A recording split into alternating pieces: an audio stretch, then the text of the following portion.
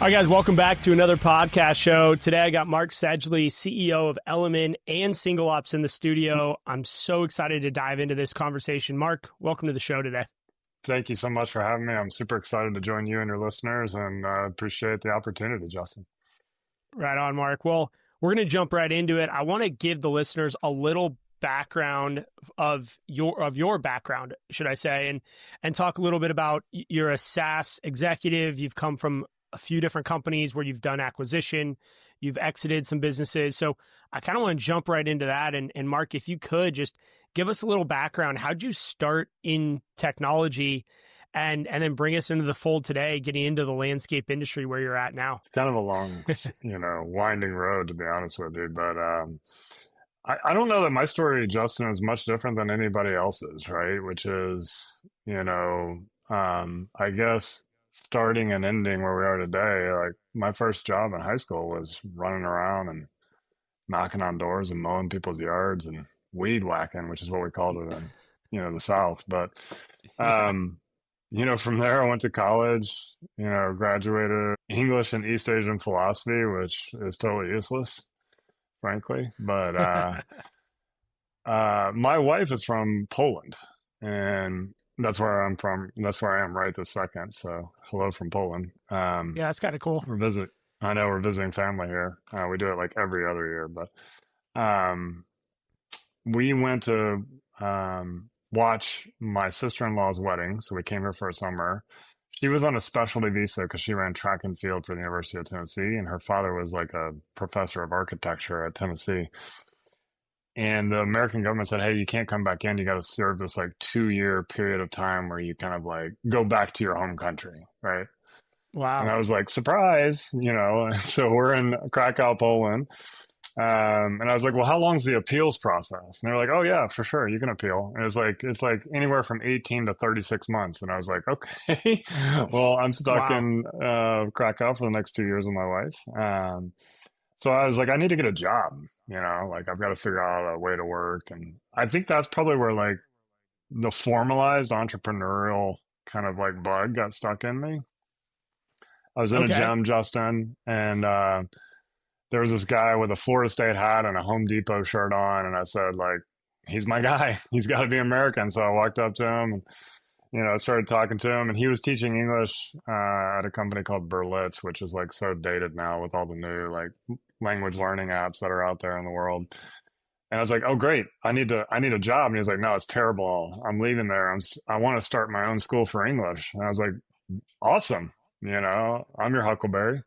And so he and I partnered up, and, fast forward 6 months later, we had started a school for English with 300 students called Atkins Academy. And, I was teaching kids how to speak English. Kids like 7-year-olds to 40-year-olds in the same class because they're all at the same level of English, right? Wow. That must have been an interesting process there.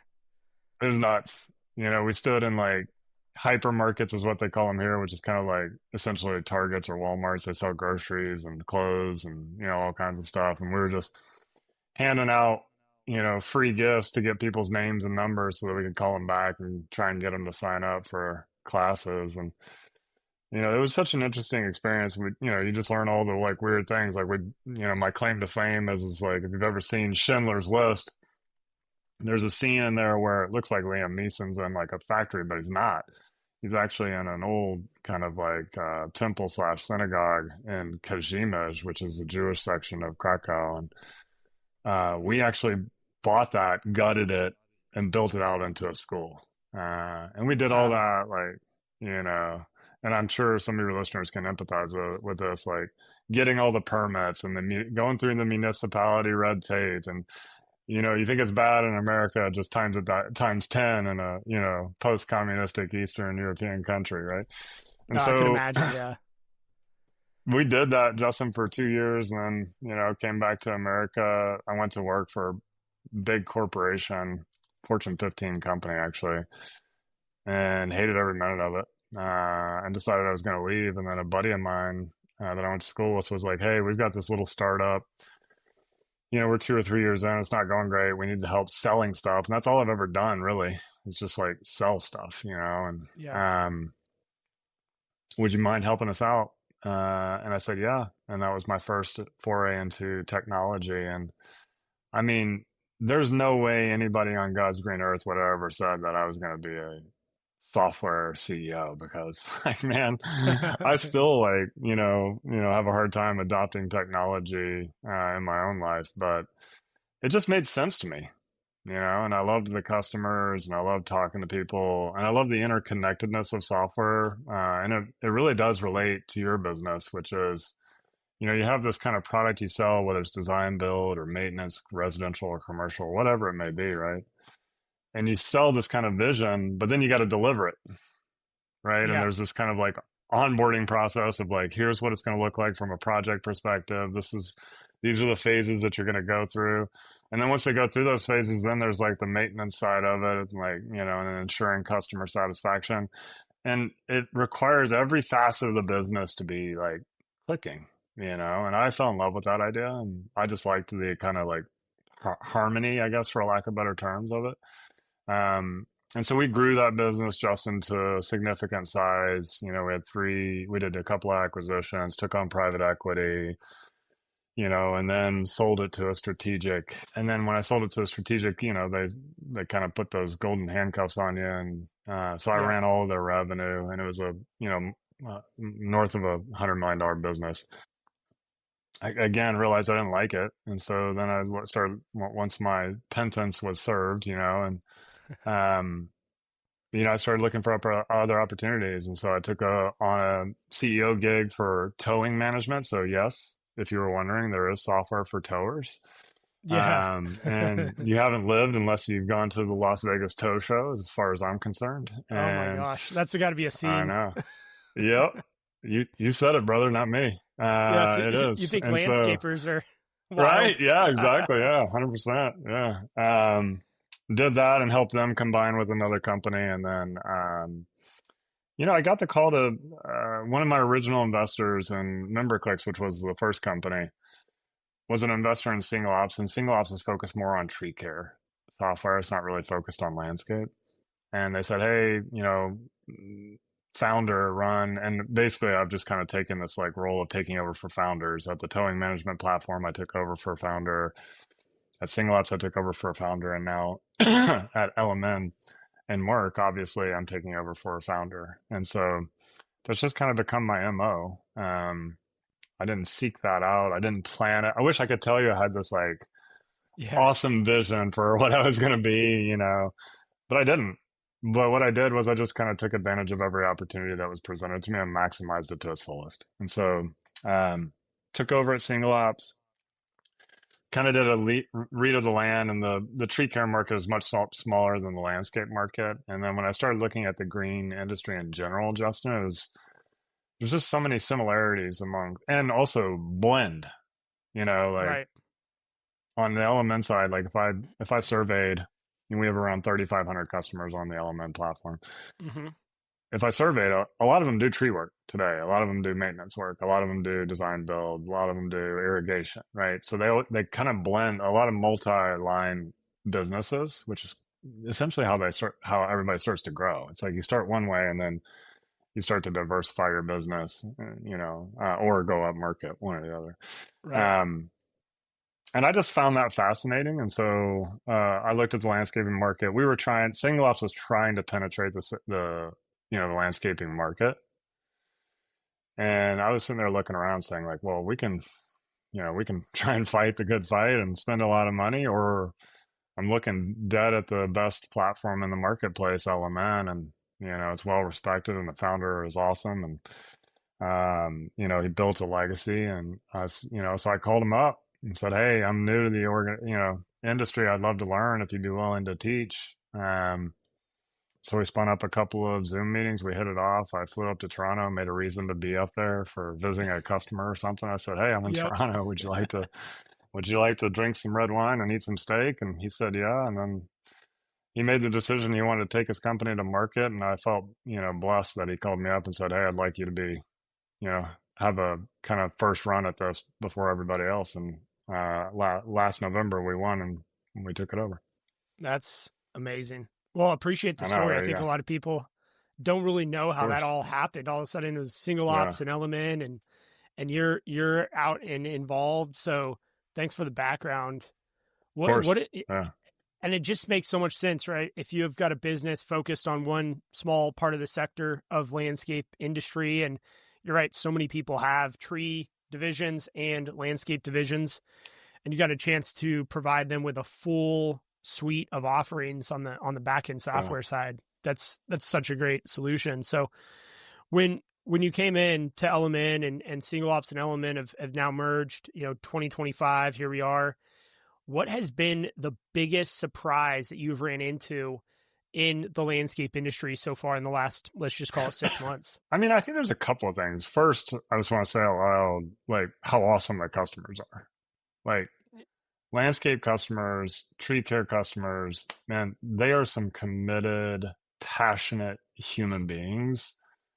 And that really fires me up, and it fires my team up, and it's a reason to get out of bed in the morning, etc. So I would tell you that was like super, I don't know if it was shocking, but it was like, it's just surprising how engaged the industry is, how much they're seeking to grow, how much they desire, kind of operational efficiency, and, and also to the collaboration amongst groups. That has actually been shocking. A lot of people Right. who compete with each other collaborate with each other, and it's a pretty interesting, and I would say pretty unique to this industry, because I've served in a lot of different verticals. So I think that was pretty surprising. I think the other thing too is just how big of an opportunity there is for software. Oh, If you yeah. look out, it's crazy. Yeah, no. And so if you look out over the landscape, I mean, over 55-60% of the industry still isn't using a system like LMN or Aspire or Jobber or you name it, right? And so that's called greenfield. And for somebody like me in a software business, that's like, the angels are Yeah. singing, and like, You don't so have to convince them to I think that, leave someone else. You just yeah, get them right, on something. exactly, yeah. You just have to convince them that what they're doing isn't good. And typically it's not even that. They've already said it. Right. They know. They've already said, in order for me to grow, I know I need to do something different, right? And so, And yeah, so collaboration, I want to hit on that for a minute because I agree it's a very interesting dynamic that I think has changed a little bit over the last 15, 20 years in the industry. Today, it's very collaborative focused.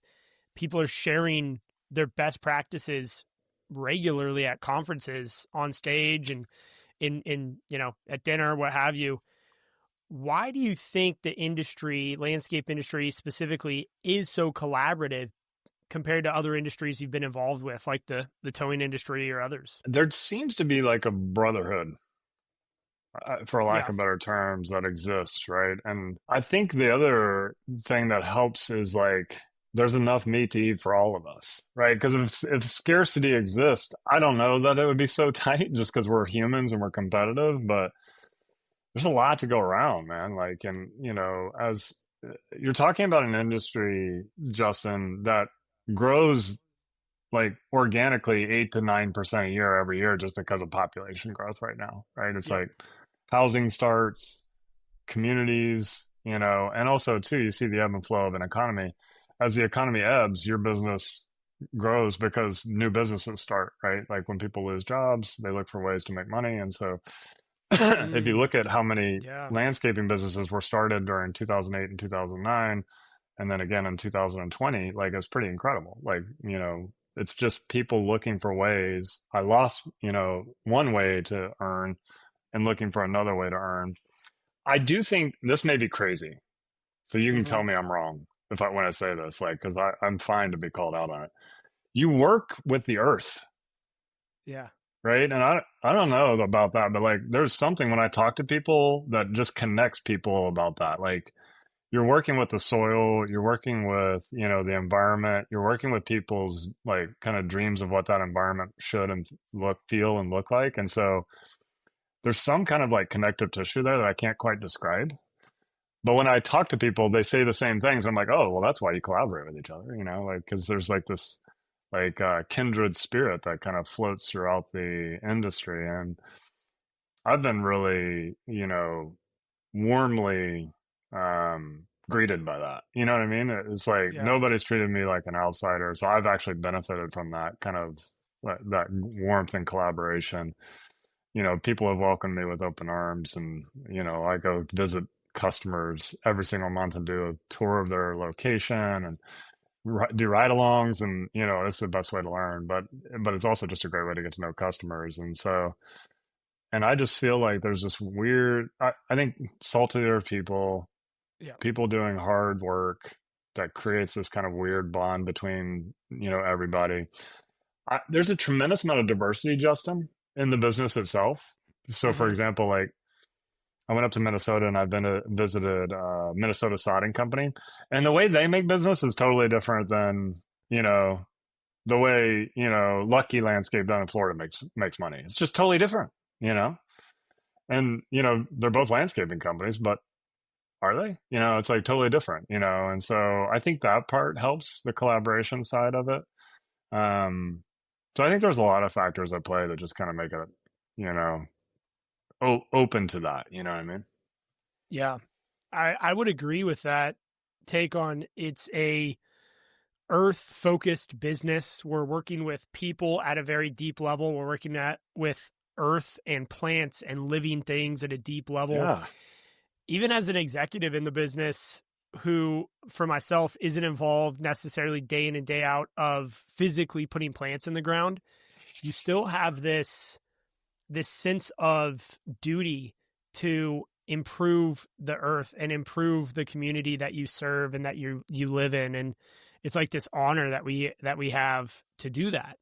And then you talk about the type of people that are drawn to that action and that sense of community. yeah, I think it tends to build a really strong industry. And then I look at some of the other factors that are coming into the industry today that maybe further that sense of brotherhood, right? We talk about private equity and some of the consolidation that is happening. And you do seem to have this group of contractors who are very focused on their team, who are kind of, I don't want to say the word anti-private equity, but they're very focused on that local family owned and operated. And you're seeing that start to proliferate a little bit more because there is this sense of the little guys still got a chance in the industry. And for sure. you, as much as you can build a platform out and offer national branding and services and get contracts, landscaping's still very branch focused. Like, and there's some synergies on the back end, but you can't really share resources across state lines. Or like, if I'm in San Francisco, California, and we have a branch in Phoenix, Arizona, I'm not going to send trucks down there. I'm not going to share a lot of resources other than marketing, finance, and maybe a little bit of HR. But most HR is happening at the branch level, at the ground level.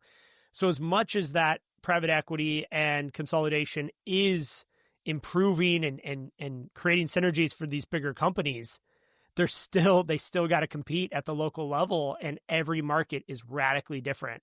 And I'm sure you're seeing that in terms of your I, visiting different markets and seeing the difference of, like you said, the sod company versus a maintenance company.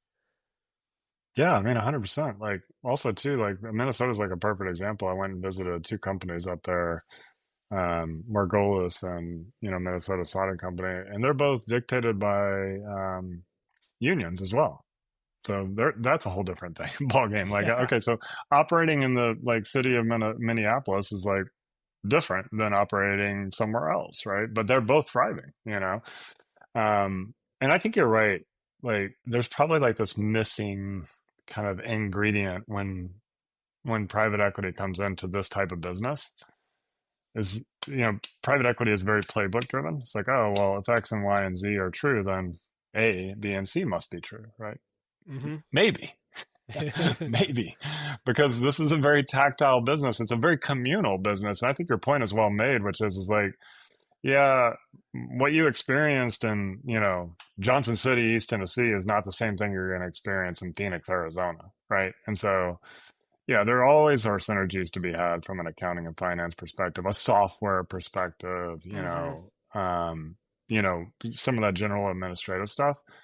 But any playbook that gets enacted from a private equity perspective, I think in this industry would have to be extremely focused on branch efficiency and people development.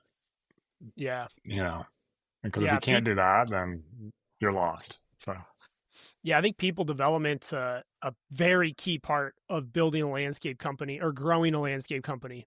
And most companies that don't grow don't really need to develop too many people, maybe some attrition and, generational exiting. But for the most part, if you're not growing, you don't need to grow your people that much.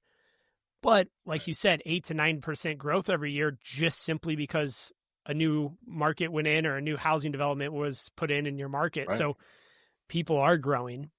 So let's talk a little bit about people development. And I'm sure this has been something at all of the companies that you have ran. It's been a challenge. I'm sure it's been a focus and a strategic focus for the executive team in a software company. Let's talk about landscaping, but how have you gone around and built these companies after not being the founder, right? You don't have that founder card to play, but you talk about a people first culture.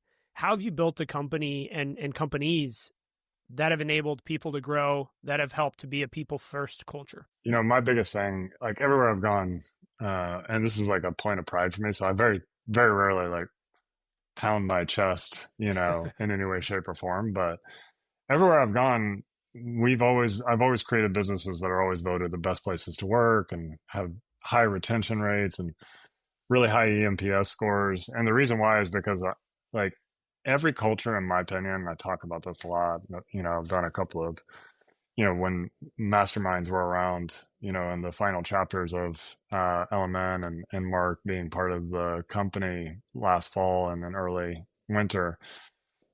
I talked about like the way you build a culture in an organization is focusing on core values. Like culture isn't barbecues and tailgates and beer Fridays and all. Like that's an outcome of a culture for sure, right? Like those experiences and those like kind of moments in time. But culture is built on core values, right? And so whenever I go into an organization, I state very clearly, here is what our mission is, here is what our vision is, and here are the core values that motivate me. I want to hear what the core values are that motivate you. And then we go through a Yeah. core values exercise, which we're actually finalizing now at SingleOps LMN, Greenius.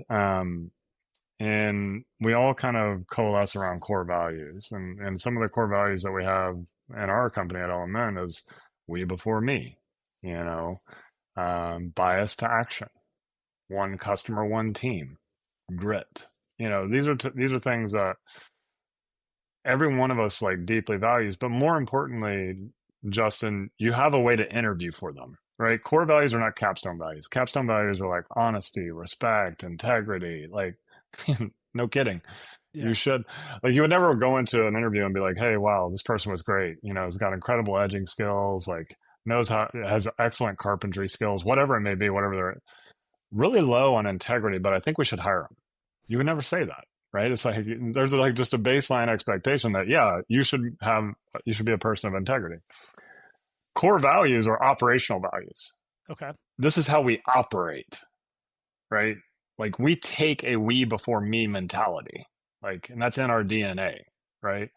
We only hire people that are highly autonomous because we don't want you sitting around waiting for permission to do the right thing, right?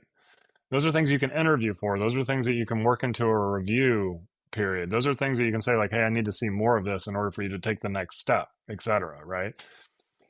And then once you embed those core values, you talk about them incessantly, like ad nauseum. You can't talk about it enough, right? Like you think you are. And I'm sure, Justin, you've experienced this in your own organization, which is like, I've said this like 70 times, and then people are still like, I don't know what our mission is. Like, really? Yeah. Like, we only talk about it all the time, but you can't talk about it enough, and you really can't applaud it enough or showcase it enough. And so we get T-shirts with our core values on them, and we give out high fives and all hands meetings, and the people who represent, we have people nominate each other, et cetera, et cetera, et cetera. Like it goes on and on and on, the things that we do, right? And what that does is kind of immediately set people at ease. Like, oh, like this person's not talking about EBITDA and, revenue growth. This person's talking about core values. Like I can get with that. You know what I mean? Right. And then we slowly start to talk about like performance. Like, hey, by the way, if we demonstrate these type of core values, we should see the following kind of like come into place. We should see revenue growth. We should see efficiency start to show up in the organization. And doing integrations, Justin, is hard. And for whatever reason, I've kind of fallen into this like vicious cycle of 9 acquisitions and integrations over 5 years. And Wow. so, and I think the reason why is because they are very hard. I like hard things. Hmm. That's just, I don't, it's in my like wiring, I like to do hard things. Um, but I've also found that when you're willing to do the hard thing and you're willing to put values first, things get a lot easier, quicker, right?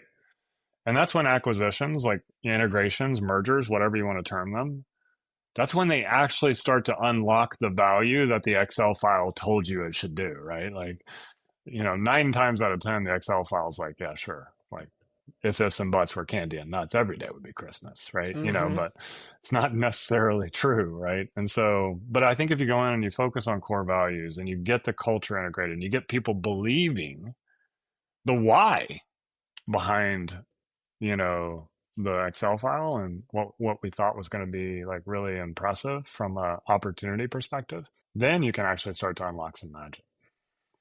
I love that. So culture and core values is one of the best ways to integrate two companies together, it sounds like. And Always. I would love to ask, I mean, can you give us an example of an acquisition and then integration that went really well, and then maybe one that didn't go so well in your time, and kind of unpack those? So maybe let's start with one that's whichever one you want to start with, positive or negative, but I'd love to hear some like war stories of acquisition integrations, because a lot of people are doing this in our market today, and you've got that experience. It'd be great to hear from you. Yeah, so I guess I'll put a caveat on all this. Like some of the things that our industry is experiencing, and in particular yours, right? Like I'm serving your industry is the way I think about it. Is folks are coming in and consolidating businesses, right? And they're consolidating businesses that don't have a lot of traditional, like steeped knowledge in what private equity is meant for, Yep. right? And so that can create a lot of friction and negativity. But I've seen your posts, and I think you've got it right. Like the ones that go well is when you know your partner and Yeah. when your partner shares your values, and they see your vision. And the reason why they want to do the kind of like acquisition is because they want that vision to come true, or that's the reason why they want to put equity into the business or cash influx into the business. They see your vision.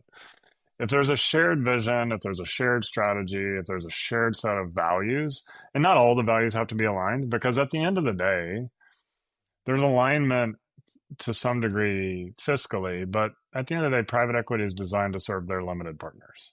That's their Hmm. fiduciary duty. Their whole purpose is to return money back to their investors. That's it. Yep. Their purpose isn't you. The purpose isn't your people. The purpose isn't to enrich their lives. Their purpose is to return a return back to their limited partners, which is okay. If you know that going into it, it's like, great. That's what you're trying to do. I'm telling you, this is the best way to do that. We need to grow our people. I need really strong branch managers. I need really strong divisional managers. I need great equipment. I need to be able to like educate my team. I need to be able to put a budget in place that allows them professional develop. Like that's how I'm going to get you your return. If you buy into that, great. We're Katie bar the door. Let's rock and roll, right? And so the first acquisition that didn't go well was the one that bought my company. It Okay. wasn't good, and yeah. And that was like a big learning lesson for me. Our company was a very strong company, 200 employees plus, 3 different, locations across North America, growing, really strong, vibrant culture. And then, I made the decision that it was time for me to, kind of move on, right? I'd been doing it for 16 years and I was ready for a new challenge. And also from a timing perspective, coming out of COVID, it was like the time's right. Like this is the right time to do this. Yeah. So, and I thought I had alignment. And when the rubber met the road, I didn't. And so and when I look back on it, Justin, and the biggest thing was like, oh, we weren't culturally aligned. Like that Mm. was it. Yeah. Like strategic fit, market, fit, all that stuff like made total sense. but culturally we just weren't aligned. And I felt like a square peg in a round hole there, and they felt it, I felt it, everybody felt it, and my people that I brought with me, were like, gosh, this is not what I signed up for sure. Yeah. And so that didn't go well, right? Was that your You first know, integration or your first working with private equity? No. And that was was super shocking to me. It was like I took Okay. on private equity money in my first business to grow. It was just a growth investment, Yeah. and they were incredible partners. I mean, they're still my close friends today. Like they That's come to my amazing. house, I've been to Yeah. theirs, it's like, um, and that's why I was so shocked, the second time around. I was like, oh, and that's why it was a good learning lesson for me. But then the next round at the towing management platform, the private equity group was awesome. They were a joy to work with. We did 9 acquisitions in 18 months, and I took over for 9 founders, which was Wow. crazy. Yeah, that was Did you nuts. integrate all those Um, 9 into your brand? yeah, the brand didn't Wow. exist, Justin. And so I came in, I created the brand, integrated all 9 businesses, and launched a brand called Traxero, which Wow. is the second largest towing management platform in America today. So, um, super interesting industry, by the way. And then I took over for SingleOps. And when we bought LMN, I would say, if I were to use an example of like a really good acquisition, Hmm. I would use this one, and that's not,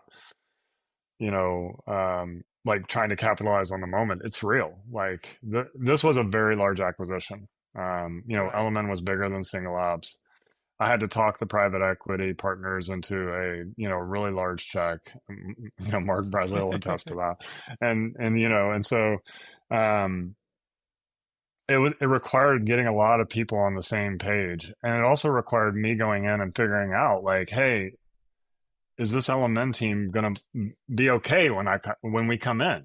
Because I also have single ops employees, and Greenius, and so man, I got to tell you, I've been blown away by just how gracious and welcoming and partner driven this acquisition has been slash merger. And we're going to build a really special company. There's bumps, Justin, of course. Like I would be lying to you if I told you it's been all roses. But Of course. but this by far and away of the acquisitions that I've done, it's like this one's by far and away been the best. So I love hearing that, and I think it's a testament not just to what you've done over your career and brought you to this point, but also what Mark Bradley's done with LMN and the culture.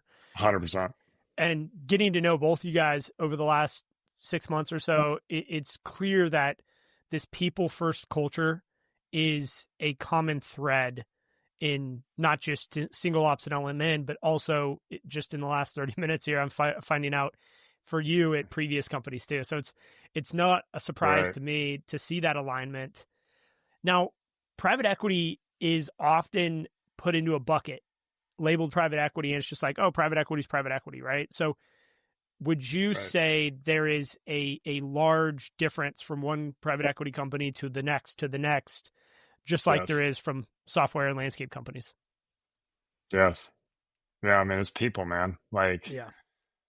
whenever people get involved, it's like, It's going to I mean, you see it change. every day, Justin. It's like there's certain customers you work well with. There's certain, folks on your team that are going to knock it out of the park. There's certain folks that like, oh, sheesh, I'm going to have to manage this closely. Yeah, I mean, people, right? And everybody's got a different vibe, and everybody's got a different approach, and everybody's got a different culture, and all that stuff, man. And so, and there's small private equity, there's big private equity, there's mid-tier private equity, there's growth oriented, there's like profit oriented, there's like distressed oriented, and like, man, they all have a different flavor. Hmm. All of them. Is it all ice cream? Yeah, sure. Like, there's some similarities amongst all of them, right? They need to want to deliver a 20% IRR, to their LPs, and they want to make their 2%. You get all the Yep. stuff it's all, that part's all similar, but like there's a big difference between vanilla ice cream and pistachio. I've learned that over the years. So Yeah, and if you expect to get vanilla and you get pistachio, I think Oh man, that's where people are thrown yeah, off. whoa, Yeah. that's not what I expected, you know. Yeah, and there's lots of little things you can look out for. I mean, and a lot of it's been talked about all along the way. Like, you really, I mean, I can't say it any better than you've already said it, Justin. Like, you really got to know what your outcome is. Like, what are you looking for? Right. Are you looking just to kind of like, hey, I built this thing, I'm ready to peace out? Great. Well, then get as much as your money up front and Yeah. don't take a buyout and, you know, earn out and like, just be like, hey, you're buying this product, right? And it's a good product. And I'm taking 95% of my chips off the table and I'm not being hooked in and all that good stuff. If you're looking for somebody to help you grow and do acquisitions, that's a whole different ballgame, right? It's like, okay, well, that means you've got a vision and you need to operationalize that vision. You need cash. You need a partner to support you to do that, and you know all that good stuff. And that's a different ballgame, right? And so you're gonna be working closer with them. You're gonna keep more equity on the table. You might take some chips off to take some of the pressure off financially. Totally fair. But you feel like you're gonna take a ride again, and the second bite should be bigger. You know, Hmm. so Do you feel like that's a if totally different partner. I agree, and do you feel like if you are looking to have that growth oriented partnership rather than an exit, you need to do more of your own due diligence on that private equity partner Oh, because 100%. yeah, Yeah. yeah, No doubt about it. Like you got to vet the heck out, and you can't just do one, right? Like it's just like a sales job, right? Like hmm they're going to come in and tell you everything you want to hear, but it's like I need to go get references, and I need to find out people that they haven't told me that they've invested in, and I need to go source two more private equity companies that are kind of in the same, you know, swim lane, right? And I need to see like what they're, you know, all about, right? And so that's just kind of how you got to do it, and then it's got to fit where you are, you know.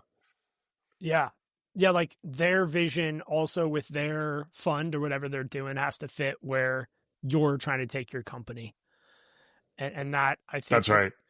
and that's hard to find. I mean, it's hard to find that alignment, Really hard. but there's so many out there. I'd hate for someone to rush that. Now, when you're selling to, let's just say a strategic, another larger landscape company that really likes the market you're in and wants to add you to their platform and have you run that Yep. market as a VP or a president. When you're doing that, I mean, is there you kind of mentioned that you sold to a strategic. Is it a different process? And I know we're talking SaaS versus landscape, but I think it's all pretty relative. You know, Man, it's pretty relative. Yeah. what's kind of the process there when you're working with a strategic versus starting up your own platform? Are you looking for similar, obviously alignment on vision and culture? That's what I'm hearing from you, but what else are you looking for when it's a strategic? So here's the only advice I can give. Like, because everybody's situation is different, Justin, right? Like Yep. financially, emotionally, relationally, like, you know, having sat in the seat of like not making payroll before and like maxing out my credit cards to keep the business going and stuff like that. You know, I almost cursed on your podcast. I apologize. Um, Would it be the but first time? like, there's like an emotional state that's created, Justin, in that, you know, before you hit like the growth zones and you're like, oh, cool, I can take a breath now, right? It is very hard, very, to go from that person to being a VP in a bigger organization and trying to drive results for somebody else. Very hard. And so I think what I would give people advice on is like, great, they want to acquire you and go in the market, but they see the value in what you've done and keep running the operation. Cool. I want a huge upside to do that then. Yeah. Like, it's got to be worth it to me, right? Because it's not worth it to me just to exit my chips, and then me to get paid whatever, like 150 or $180,000 a year to like run this division for you without a huge upside opportunity for me, right? That's And so the true. other thing Yeah. you got to think through is go ahead. Sorry. No, no, no. Go ahead, please. Yeah. The other thing that's got to be true is like, okay, cool. I do want to do this. I do want to take a ride too. And I do believe in the vision. You need to know me.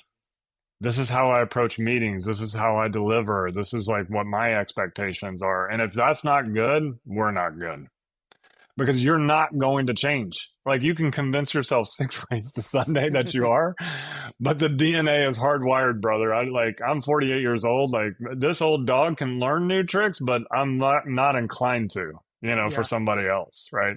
The only new tricks I'm going to learn are from me, and so, and I'm probably being hyperbolic and too binary about it, but my personal experience was I didn't think this through very well, Hmm. right? Like I thought I could, and I was a C-level executive and blah, blah, blah, and, all that stuff. And I had upside, but I was like, this isn't worth it, like, cause when you put it on the line and you've called the shots and you've interacted with the customers and you own the relationship and it's just so different handing that off to somebody else and saying like, hey, all right, this is what I think we should do. And we should go X, Y, and Z. And this is what I thought when we came together. And they're like, yeah, we're not going to do that.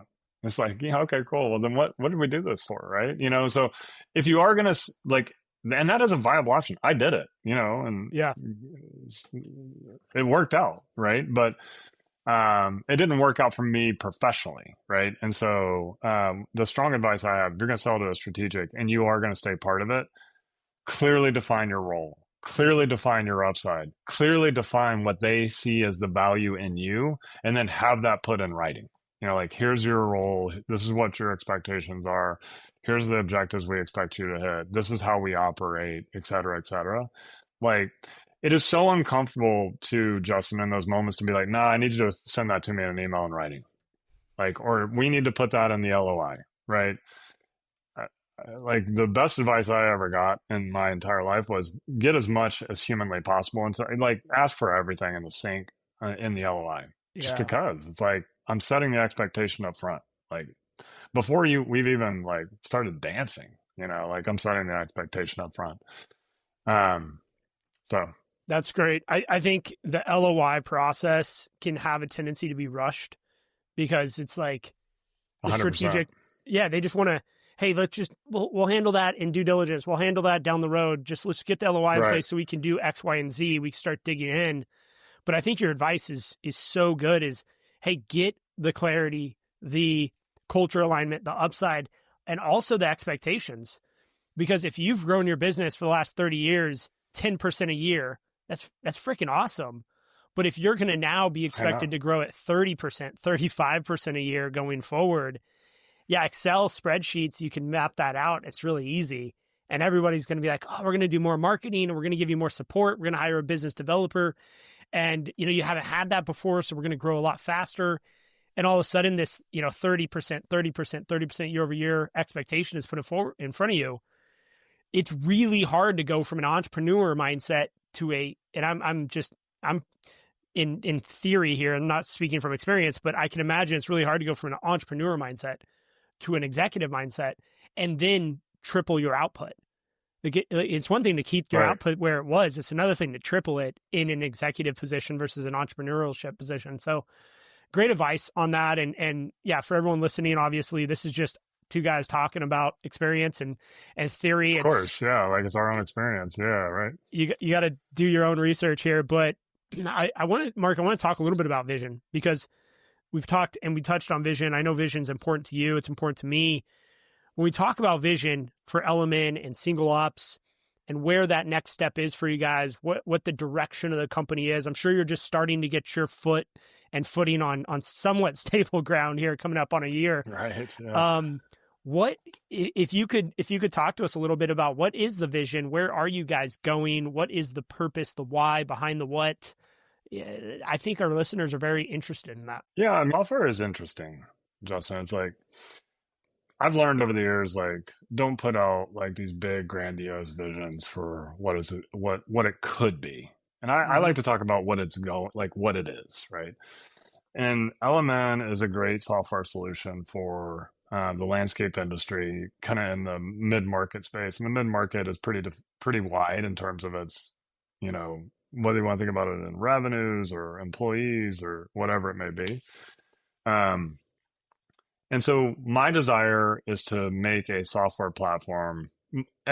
So when I look at the tree industry and the landscape industry, some things are like really, really similar. Everybody needs to do it needs estimating to be really simple and easy.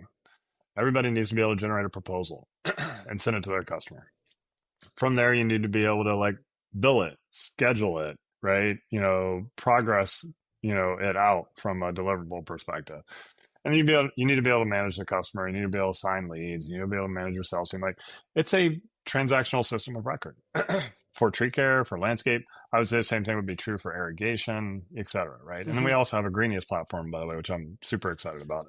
And also, thank you for the partnership on that. We're Yeah, excited to 100%. partner Love with you every Greeniest. step of the way there. So, yeah. And so my vision for, LMN SingleOps, and we are going through kind of like a rebranding exercise today, like what are we going to be in the future and all that good stuff is I want a platform that solves your everyday problems and makes your job really easy to do day in and day out, right? And I still don't think we've quite hit the mark there. The industry, like the software industry hasn't quite hit the mark there for landscapers, tree care folks, et cetera. And so I like to start simply, right? And so I think if you can make those kind of 5 key areas like really no brainers, like it's easy to generate estimates. It's easy to build out proposals. It's easy to build out, progress build deliverables and scheduling. And you can do snow and you can do irrigation, and you can do design build and you can do maintenance. And there's a big difference between residential maintenance and commercial maintenance, et cetera. You know all this stuff, right? But get that nuance right. But like build off of the foundation first, like, and then build the nuance around it.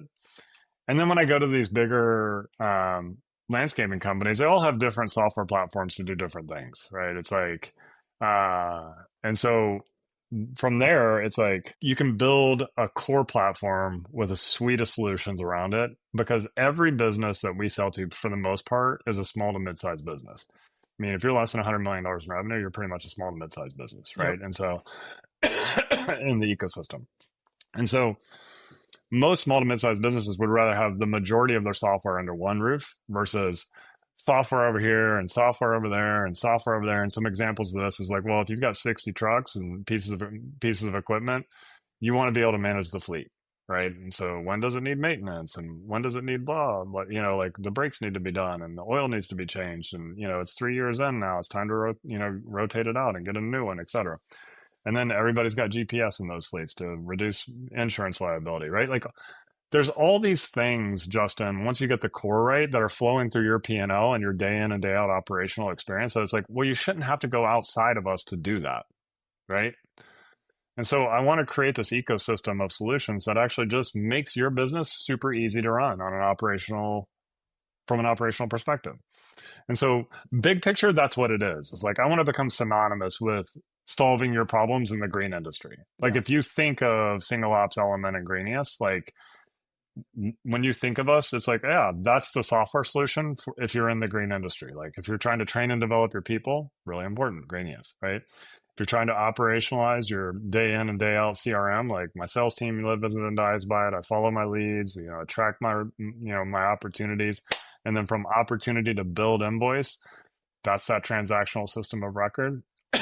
Setting your budget. Excuse me, I'm sorry. Yeah, no problem. Setting your budget, all that good stuff. Like that should be one system.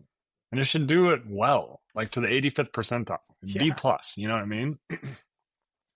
And then, like, oh, by the way, it'd be awesome. By the way, if I could track my fleet in here, it'd be awesome if you integrated with a GPS company. It'd be super awesome if you had like a reputation management infrastructure in here so that when a job gets done, it automatically kicks out a, survey asking the customer, how did we do, right?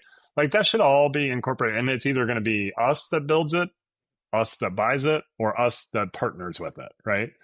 But you got to build the core part first, Justin. You got to make that part strong as a rock, foundationally unshakable. And so that's where we're starting. We're starting with the foundationally unshakable part. We're investing a ton of money in the infrastructure. We're investing a ton of money in our R&D team. We're bringing the offshore team that LMN had placed onshore, and we're hiring a bunch of, Americans and Canadians, which makes me proud, frankly, to say. And, we're going to build a rock solid foundation that we can build a suite of solutions around that customers use every single day. And we're going to try like hell to make your lives easier. So, man, that's awesome. That's exciting because this industry is so in need of easier solutions on the software side, because what we do in the field every day is so damn hard. I mean, we're dealing with live I've seen it. Yeah. plant material. Like, these things die if they don't get water. They die if they have too much water. I mean, the job of a landscaper is so dang hard to fulfill the services that we sell that the back-end technology solutions has to make our life easier, not make our life harder. And when you interview and talk to branch managers, account managers, project managers, supervisors, people that interact with the software on a day-to-day basis, I think you're going to get a pretty consistent displeasure from everybody that it's making my life harder today. So I love the vision that you guys are going in, is like, build the foundation super strong, create it to be really user-friendly, help solve your everyday problems, and then build that tech stack around that foundation. And I could say, yeah, like, I know a lot of landscapers out there, their tech stack is spread out over 15, maybe 18 different softwares, if you include ChatGPT and Apple and Gmail and all that stuff in there. It gets wide pretty quick. So more integrations, really quick, I think, is going to be a huge positive. That's great. And me too. Yeah. And like, go ahead. I was just going to say, I love the reshoring too. I think that's a great move, and bringing jobs back to America, bringing those people, giving people who want to have jobs here from an engineering standpoint. I'm sure that's kind of what you're talking about and stuff like that. That's pretty awesome. 100%. Yeah. 100%. And, and by the way, offshoring works for people. Like, I don't poo-poo offshoring, but like for us, then the way we like to run the technology, like, I like for my product people to go out and visit our customers. Like, I like for engineers to be on interviews so they can hear it, and can you do that in an offshore environment? Of course, but it gets a little bit more difficult logistically and from a timing perspective and from a, language barrier standpoint and all that good stuff. And so it's just the way that we kind of run our teams.